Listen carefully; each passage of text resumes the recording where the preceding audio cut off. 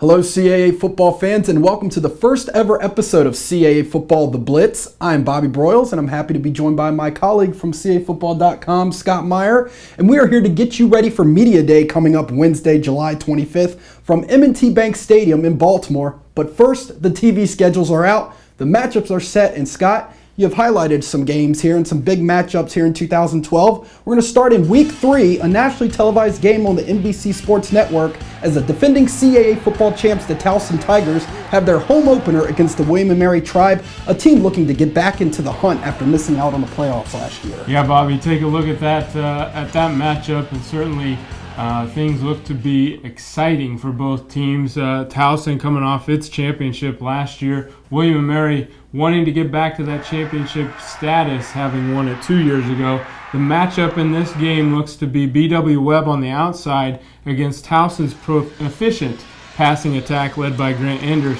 And you can't go without mentioning Terrence West at Towson. 141 yards, 3 touchdowns on the ground last year alone in that matchup. Figures to be a good one for NBC to kick off their edition of CAA football. And Terrence West, a sensational freshman year, looking to back it up here in his sophomore campaign. In a Week 4 matchup, two teams that finished near the top of the CAA standings last year as the New Hampshire Wildcats travel to Norfolk to take on Old Dominion. Interesting matchup here, having not seen this ever before. These two teams meet for the first time.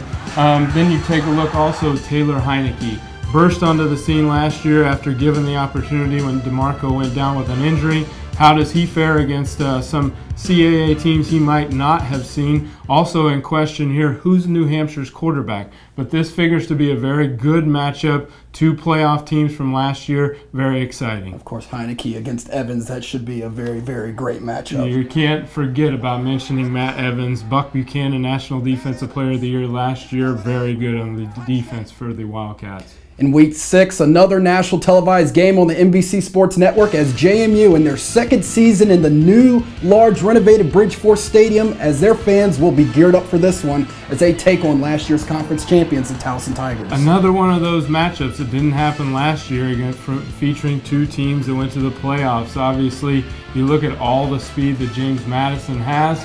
On offense and defense, Stephon Robertson leads that defense, Daquan Scott. You get the Thunder portion of that, and Jordan Anderson, Justin Thorpe for Towson. Then you look at the other side. Again, mentioned Grant Enders. And how does Terrence West go up against that speed defense that James Madison likes to play? And of course, these two teams did not face each other last year.